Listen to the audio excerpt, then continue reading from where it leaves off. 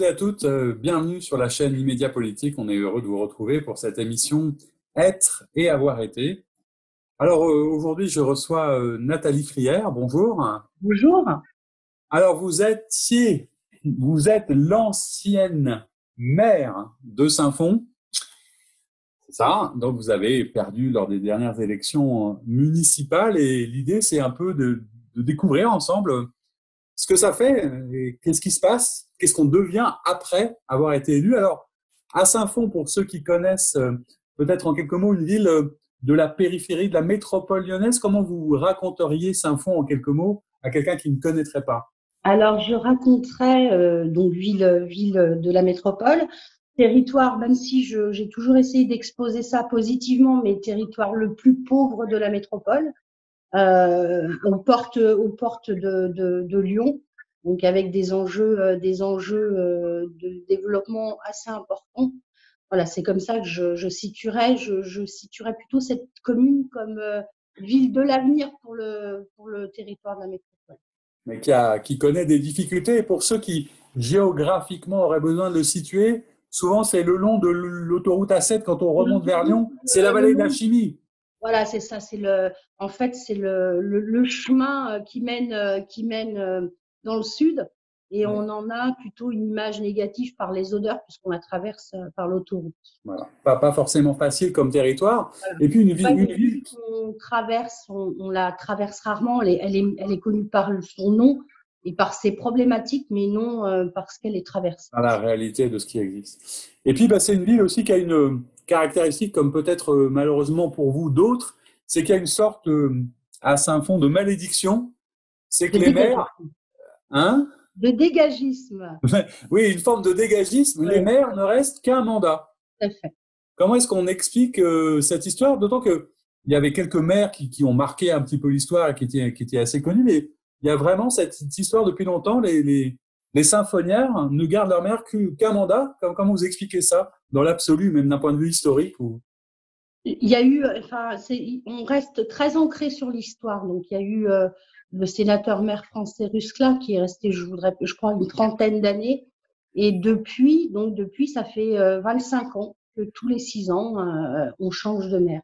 C'est historiquement une ville très à gauche, donc qui est passé plutôt à droite, même si c'était plutôt un mouvement sans étiquette en 2001 par Michel Denis, dans laquelle j'étais dans son équipe.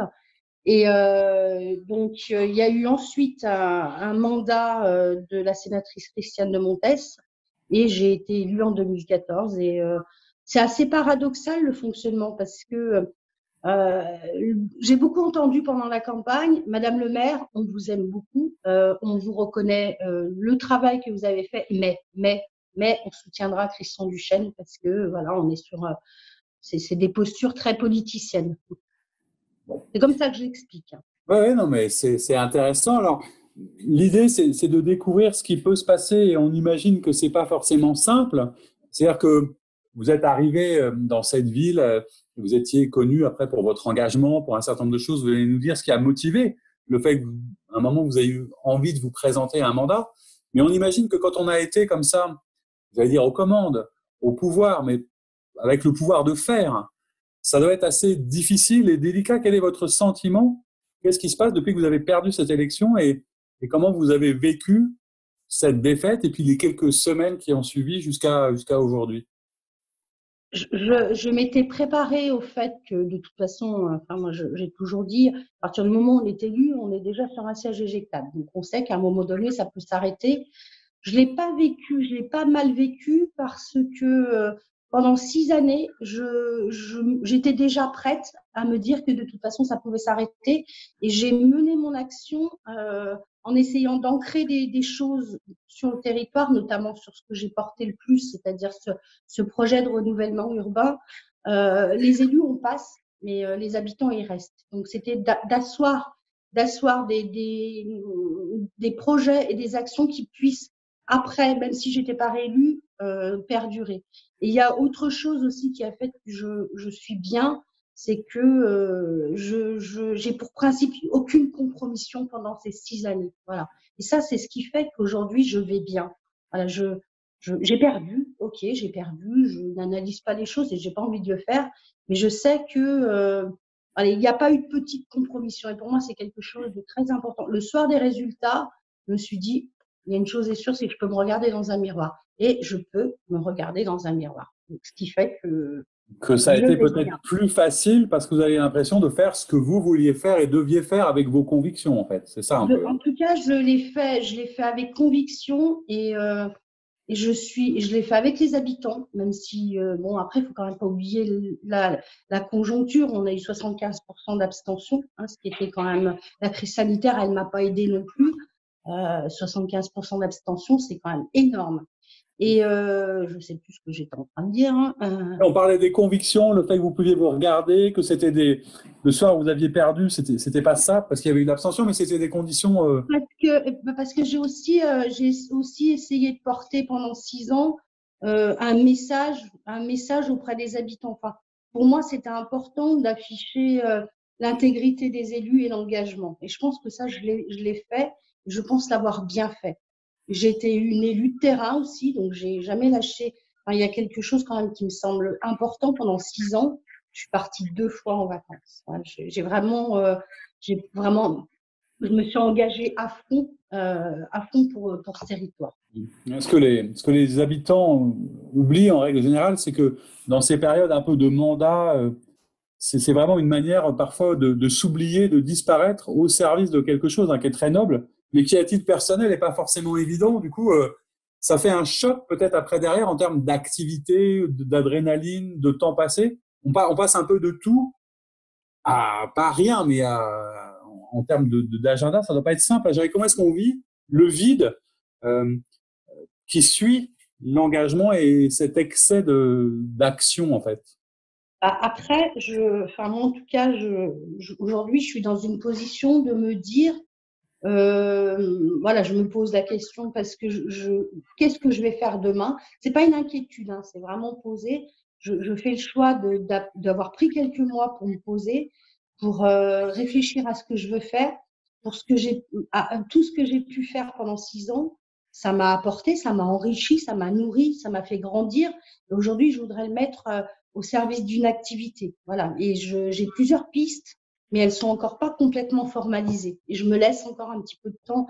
J'avais besoin de ce temps pour me poser. Je pense que si, et puis, quand vous avez été à la tête d'une ville, vous êtes quand même le chef. Aujourd'hui, est-ce que j'ai envie de travailler pour moi? Est-ce que j'ai envie de travailler avec quelqu'un au-dessus de ma tête? C'est des vraies questions que je me pose. Voilà. J'ai pas encore. Je pense que ouais, c'est parce que c'est une vraie question. Est-ce qu'aujourd'hui, je serai en capacité de travailler pour une entreprise avec un supérieur hiérarchique? Et c'est une vraie question que je me pose. Voilà. Et je pense que non. Voilà. Et c'est oui, c'est légitime, mais c'est peut-être pas forcément évident. Alors quand vous faites le bilan, bah, aujourd'hui vous avez encore un mandat, mais vous êtes dans l'opposition, vous êtes conseillère métropolitaine, mais du coup dans une forme d'opposition, et puis du coup dans l'opposition encore au sein du conseil municipal. Quand vous faites un peu le bilan, pas de l'élection qui est derrière nous, etc., mais qu'est-ce qui vous reste? De quoi vous êtes le plus fier? Et est-ce que vous avez quelque chose où il y a une forme de regret ou une déception de ne pas avoir pu aller jusqu'au bout ou de finir quelque chose? Hein, quelle est votre plus belle satisfaction, puis votre principal regret? Ma plus belle satisfaction, c'est je suis quand même arrivée, en tout cas au sein de la mairie, à travailler à travailler en équipe. Il y a eu un vrai travail en équipe avec des gens, à la fois des agents qui avaient peut-être pas forcément les mêmes convictions que moi. Mais là où j'ai réussi, c'est d'écrire une histoire pour ce territoire et d'arriver à embarquer une majorité d'agents dans cette aventure. Ce mandat, je l'ai vécu comme une aventure. On a écrit une histoire ensemble, on s'est raconté. Et voilà, aujourd'hui, je sens une certaine tristesse encore chez certains parce que voilà, il y a plus cette adrénaline et cette belle aventure qu'on a écrite ensemble. Voilà, ça me manque beaucoup. Mais vous avez quand même l'envie, parce que l'engagement, il n'est pas que politique, il était dans votre vie avant, d'un point de vue associatif, vous aviez des causes, etc. Vous avez encore l'envie, du coup, sans doute, de transmettre, puisqu'il y a une opposition avec des jeunes élus, des nouveaux élus. Comment est-ce que vous essayez soit de passer le flambeau, ça ne doit pas être forcément simple, d'être justement et de ne plus être, et comment vous vous positionnez par rapport à cette jeune génération? Qu'est-ce que vous essayez de leur transmettre de ces jeunes élus? Euh, Leur transmettre le goût de l'engagement, je sens. Et puis bon, voilà, c'est une équipe que j'avais aussi créée, en tout cas essayé de monter pendant 6 ans. C'était des rencontres, c'était des habitants. Et finalement, j'avais réussi des gens qui ne se connaissaient pas. Il y a une vraie unité qui s'est créée. Et ce que je leur transmettre, eh ben, c'est cette envie de construire pour Saint-Fond. Voilà, cette envie de toujours, quand je dis raconter une histoire, de participer au développement futur de Saint-Fond. Un mandat, ça ne doit pas se penser que sur 6 ans. Ça doit se penser sur du 10, 15, 20, 30 ans. Et c'est ça que j'essaye d'arriver à construire avec eux. Je pense que ça se fait. Mais moi, aujourd'hui, je veux être dans la transmission. Je ne sais pas ce que je serai dans 6 ans, en tout cas, au sein du groupe d'opposition. Je suis pas certaine ni d'en avoir envie et je pense pas avoir envie de poursuivre. On peut jamais dire Fontaine, je ne boirai pas de ton eau, j'en sais rien. Mais à l'heure d'aujourd'hui, je suis pas du tout dans une démarche ni de me représenter, mais c'est de transmettre des choses à ces élus pour que dans 6 ans, ils soient prêts et que ce soit à leur tour de pouvoir prendre la continuité de ce qu'on a fait sur ça. Ouais, c'est vrai que 6 ans pour le citoyen, ça semble long, mais c'est vrai que pour un élu, et c'est aussi souvent ça qui est frustrant, c'est que c'est un temps assez court, d'où aussi la difficulté quand il y a des successions de mandats, on a l'impression qu'on ne peut pas forcément installer durablement un projet ou une action, c'est sans doute pas simple. Alors, vous êtes donc dans l'opposition, et comme souvent malheureusement, et on l'évoquait, le jeu politique n'est pas évident. Euh, Est-ce qu'il y a des choses, même si vous avez tourné la page, encore qui vous agacent? Je veux dire, est-ce qu'il y a une question qui fâche un peu? Moi, je vois un peu parfois dans la presse, enfin ça doit être dur, mais je voulais votre sentiment. On a l'impression qu'il y a un espèce de clivage droite-gauche qui s'est mis en place, même si vous n'êtes pas vraiment de droite, entre guillemets, où on vous dit, bah, en gros, de toute façon, Nathalie Frière, elle découvre les pauvres, elle a jamais rien fait pour Saint-Fond et tous ces gens-là, elle s'y intéressait pas. Ça doit quand même vous Alors, agacer un petit peu, non?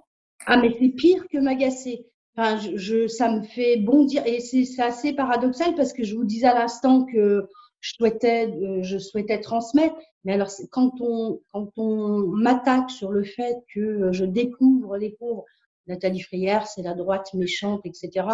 J'ai jamais appartenu à un parti politique. Après, qu'on me classe à droite, c'est absolument pas, c'est pas un sujet. Mais oui, utiliser les difficultés de la population, alors en faisant de la surenchère sur la pauvreté à Saint-Fond, c'est quelque chose qui me met hors de moi et en tout cas tant que je serai sur Saint-Fond, je combattrai. Il n'y a pas les gentils et les méchants, c'est pas comme ça. Et certains aujourd'hui de la nouvelle équipe de la majorité découvrent à la fois ce que c'est que gérer une ville, découvrent ce que c'est que de devoir dire non aux habitants. Voilà, donc quand on dit non, on dit non parce que la méchante Nathalie Frière, elle a fait ça, donc on ne peut pas vous dire oui. Et voilà, moi c'est quelque chose, utiliser la population en difficulté, c'est quelque chose qui me rend folle. Bon, j'espère que ça se calmera. Peut-être que c'est des postures, on ne sait pas. Enfin, en tous les cas de Ah cause, oui, mais pas possible. ce qui est vrai, c'est que ça ne doit pas forcément être évident non plus. On parlait des bénéfices. Hein, tout d'un coup, vous avez plus de temps pour réfléchir, pour vous poser, etc. Et en même temps, le regard des gens, est-ce que vous avez l'impression, même peut-être dans votre environnement familial ou euh, avec des gens qui vous sont proches, est-ce que vous avez la sensation qu'on vous regarde encore comme si vous étiez la mère, l'ancienne mère, quelqu'un qui a perdu, enfin, c'est quoi le regard des gens sur vous? Je suppose que vous êtes un peu moins sollicité ou on vous appelle peut-être moins au téléphone. Alors, déjà, au niveau familial, on a plutôt tendance à me dire, non, mais de toute façon, tu vas jamais décrocher. Voilà, c'est ce que j'entends avec une certaine forme d'inquiétude, puisque, voilà, quand on est une femme sur un territoire comme Saint-Fond, moi, mes enfants ont été quand même relativement inquiets pendant 6 ans, parce que j'allais au front, hein, moi, je n'avais pas peur d'y aller. Ça, voilà, il y avait des inquiétudes. Eux, il y a un soulagement pour eux aujourd'hui. Après, sur le téléphone qui sonne plus, non, parce que ceux avec qui j'avais créé des vrais liens, eux continuent à m'appeler. La politique, c'est voilà, on est sur des postures, c'est un grand théâtre où chacun joue son rôle. Donc aujourd'hui, on revient dans la vraie vie et les gens avec qui j'ai pu travailler avant, qui me rappellent, c'est des gens avec qui on partage des valeurs communes, etc.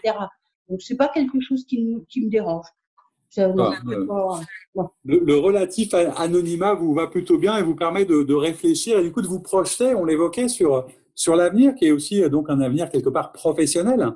Hein, la réflexion qui est la vôtre en ce moment, c'est de quoi à la fois vous allez vivre, mais surtout à quoi vous allez occuper votre temps professionnellement, quels sont les engagements que vous voulez prolonger, quels sont les sujets en fait qui vous intéresseraient de défendre. Je sais que on l'évoquait il y a un moment, le fait d'être une femme en politique, c'est quand même un sujet. Vous avez fait énormément dans votre ville avec d'autres, etc., pour défendre l'espace public, enfin pour que les femmes se sentent mieux dans l'espace public. Est-ce que c'est sur ces questions que vous avez envie de travailler, d'écrire, de prolonger les choses peut-être? Il y a deux sujets. Donc, il y a ce sujet-là que je souhaite vraiment, je souhaite continuer à porter. Je ne sais pas encore de quelle manière, si ça sera professionnel ou associatif, mais c'est un sujet voilà, qui me touche beaucoup. J'ai pas suffisamment fait et je pense que je peux encore beaucoup apporter sur ce sujet des femmes. Et il y a aussi un autre sujet que j'ai pu, c'est aussi par rapport à des échanges, des rencontres et une problématique que j'ai pu rencontrer sur le territoire. C'est toujours en lien avec les femmes. Aujourd'hui, on s'aperçoit qu'il y a un certain nombre de femmes qui restent sur des territoires comme Saint-Fond pour des raisons économiques. Donc, elles sont un peu assignées à résidence. Et c'est sur cette thématique-là que professionnellement, j'ai quelques pistes et sur quoi j'aimerais aller. Voilà, c'est Ça, ce qui raconte aussi le fait que il y a plein d'autres moyens d'agir. C'est-à-dire que la politique en est un, mais on peut être dans l'entreprise, dans l'associatif, dans le bénévolat, dans plein de choses qu'il faut qu'on peut continuer à défendre des causes qui sont chères et importantes.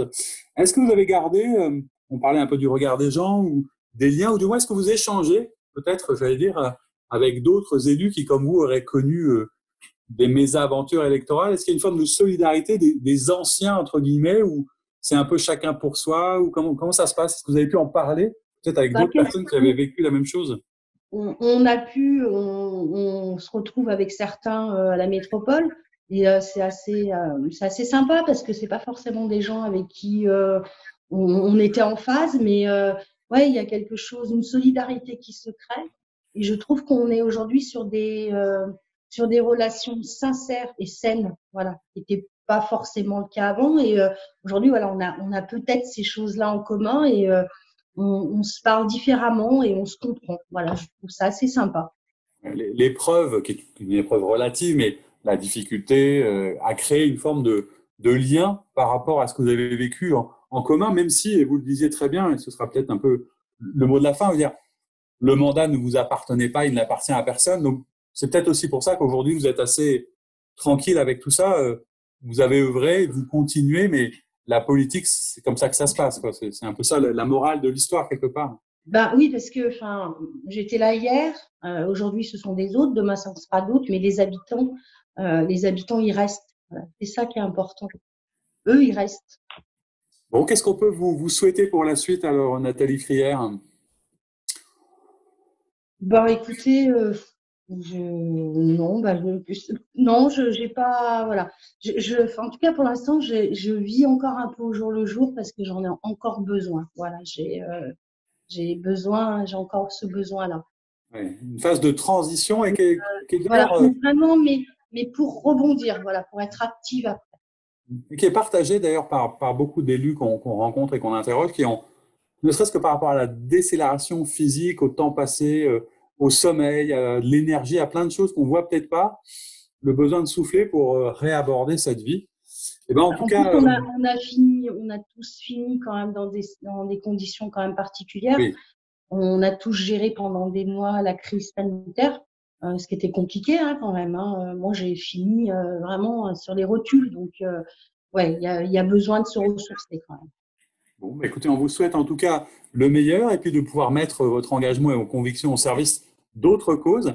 Merci d'avoir pris le temps de cet échange et de cette conversation pour cette émission Être et avoir été. À bientôt, Nathalie Frière, merci. Et puis vous, on vous dit à bientôt et à très vite pour une nouvelle émission.